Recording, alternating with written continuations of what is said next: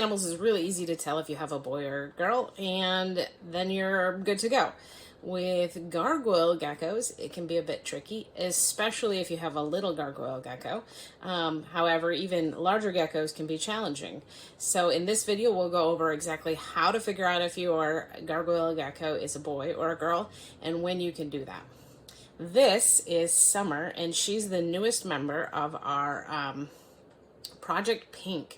I am working to take Pin, our pink male gargoyle gecko, and hopefully making pink babies at some point in the future.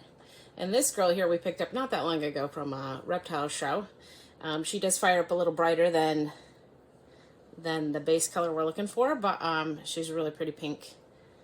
And she's part of this video because some people thought she was a boy. I'm Danielle with Danielle's Critters, and I hope you stick around to learn just how to sex your gargoyle gecko.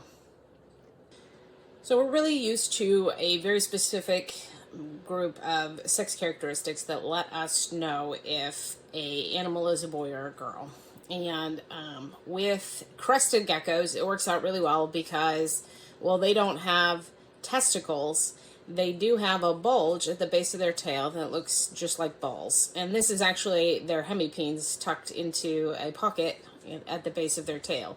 So it's not really balls, but it looks close enough that you can look at a male crested gecko and you can be like, that's a boy, and have no doubts. The crested gecko girls just do not get those bulges the same way, and it makes it super easy. With gargoyle geckos, you have the fact that their sex characteristics develop later. So usually you can't tell if it's a boy or a girl until it's about 20 grams, unless it's a boy for sure. So it gets really complicated in the fact that once you know it's a boy, it can happen early, but knowing for sure that it's a girl can't. And so some of the stories that I have to go with that is I've heard of breeders, like brand new breeders, putting two gargoyle geckos together and then wondering why there were no fertile eggs. And then the answer was that one of their females had a fat pad at the base of her tail, and so she looked like a boy, but she was definitely a girl. I had a gargoyle gecko at 19 grams. I was like, I'm going to keep her. She's so beautiful. And then 1 gram later, and she was definitely a boy, and I didn't need any more boys, so it was really sad. Then there's like this girl who, let's see if I can get her. She's gone forever. Come here. Okay, we'll put you back in just a second. I hear you being stressed. Okay, so this girl here was bred by a couple who breed a lot of different animals and a lot of geckos. And the husband thought it was a girl, and the wife thought it was a boy. And she does have a bulge. It's not a giant bulge, but it does exist. And so it can be tricky if that is the characteristic that you're going by to know if you have a boy or a girl. So with a lot of species of geckos, but definitely with gargoyle geckos, one of the things that you want to do is be looking for pores. And today we're going to talk all about identifying pores, figuring out which bulges actually belong to boys and which ones are just fat pad girls. And hopefully you can walk away from this and definitely be able to sex your gargoyle gecko if it is over 20 grams. If it is under 20 grams, I never sell anything under 20 grams with a guarantee because it's just too hit or miss. There are boys that definitely look like boys though, so we'll go through that as well. So the best way to identify whether or not your gargoyle gecko is a boy or a girl is to actually take the gecko and gently squish it up against a piece of plastic or glass. I like to use the lid of a deli cup because it's easy to hold the gecko and the deli cup at the same time. And you're gently going to press, and then I take a zoomed in photo using my iPad of the area between their hind legs. So this area is going to have the pores, and these pores excrete a waxy substance that's full of pheromones and lets every other gecko know that the boy is in the room, kind of situation. So when the gecko is little, they may have pores developing. And oftentimes, if there are pores on a little tiny gecko, it's a boy. However, female gargoyle geckos can also develop pseudopores. So they'll have what looks just like pores, but doesn't excrete the waxy substance. And they can have up to 3 rows of this. So a mature male gargoyle gecko will have 5 rows, and oftentimes you can see the waxy substance. And then the female gargoyle gecko can have up to 3 rows and won't have that waxy substance. In babies, though, this is part of why it can be really tricky, because over time you could have one that you didn't see pores at all in, and then suddenly he develops his pores and there they are. Or you can have a female who has a few pores and think that you have a boy, only to find out that he never finishes developing into the boy that you thought he was. We're also I'm going to go through some pictures here so that you can see what a bulge looks like between a boy gargoyle gecko and a girl gargoyle gecko. So as I showed with Summer has quite a bulge for a girl. However, it does not compare anything to like Ugri here or River. Both of their bulges are a lot more substantial. And I'm also going to show you some pictures here of younger geckos who have started to develop in ways that you can identify as boys. So the best thing to do is to really wait. And I know that it can be so hard to wait, but like having that identification early doesn't actually guarantee it to be accurate. So after your gargoyle gecko has reached about 20 grams, then I would take the pictures and I would look at it from the different angles to see if it's developed the bulge, to see if it has those pores, to see if there's any waxy substance coming out. At 20 grams, it might not be waxy down there because that's going to be as it matures. Male gargoyle geckos should not be bred unless they're at least 40 grams. I do try to push and wait until everybody's a little heavier than that. With the boys, they aren't going to have the toll. Breeding isn't going to produce the toll that it does with females. So I usually 40 grams works well. So there's a lot of room to develop between 20 grams and 40 grams though. So you might not see all of the characteristics in a 20-gram gecko. So this is River's underside, and you can see very, very clearly his several rows of pores. And if you look closely, you can see that they look a little bit waxy or gooey.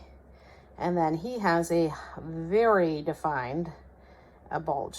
So he's also got a little bit of peaking going on there. That is not actually a sign of boy or girl. Both genders can do that, where you see a little bit of the pink moist inside. He definitely has some male characteristics going on. So this is Ugri Boogri, and he definitely looks waxy down there. You can see several rows of pores, and then here is his bulge, which is also pretty significant. So on this much younger male, you can see pores, and you can see them in a couple of different rows. Now his speckle pattern makes this, on his belly, makes this a little more difficult, as does the fact that he was really squirmy, so he squished up against that plastic tighter. And then he has that well-defined bulge down here. So this here is Summer, all squished up on the plastic. You can see she does have a little bit of a bulge, but when you're looking in the pore region between her legs, you can only see a few spots that look like pores. So this point's really heavy towards the girls, towards a girl, especially since she is almost 30 grams. So she's not quite full grown yet, but she's getting close. So here is Croc, and she's an excellent example of a female with some pores. So on either side of her middle, you can see little tiny pinprick looking pores. And this is what you'll see for a female who has, they're called pseudopores at that point. And they're not waxy. They're also not as big as the males.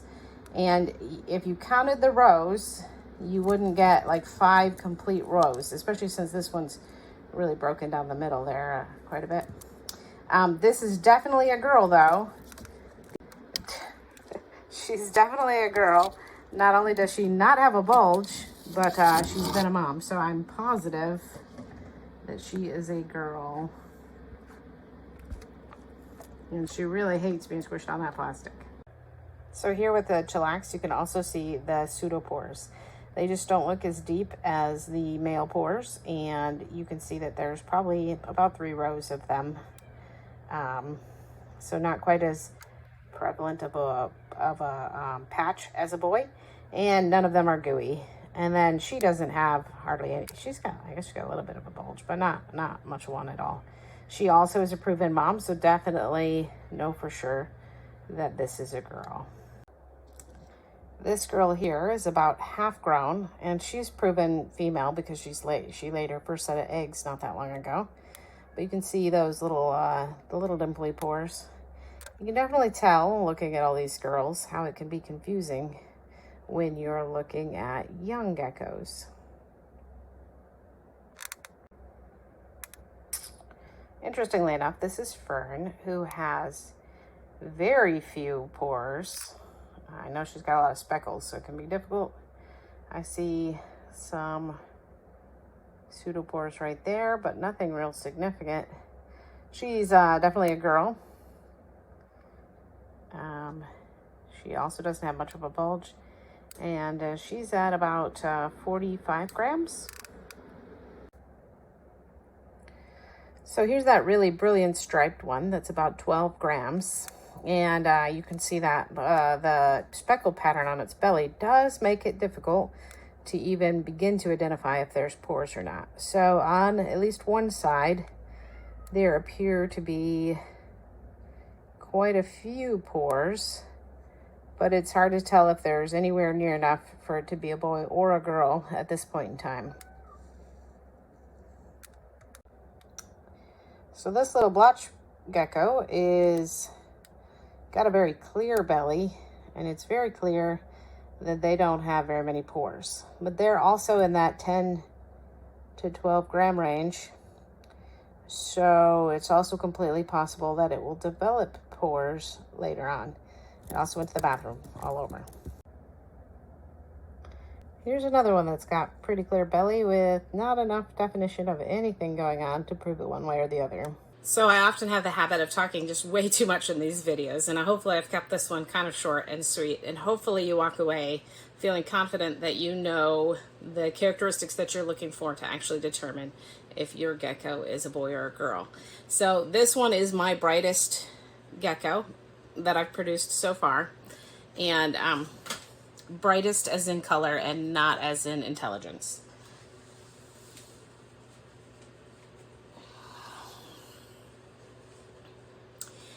It is getting close to being big enough for us to be able to start figuring out if it's a boy or a girl. I don't actually know which I hope for. Oftentimes I'm hoping for girls because I breed one male to more than one female. But in this case, having a really brilliant boy is not bad at all. So filming with live animals is always interesting, and you never know exactly how it'll go. So we're here to say goodbye. We thank you for making it all the way through this video, and I hope that you take a moment to subscribe, to leave a comment, to like this video, and it'd be great if you would like to watch some upcoming critter content right here. We've got lots of cool videos about all sorts of different critters, and so much more is coming. I'm so excited.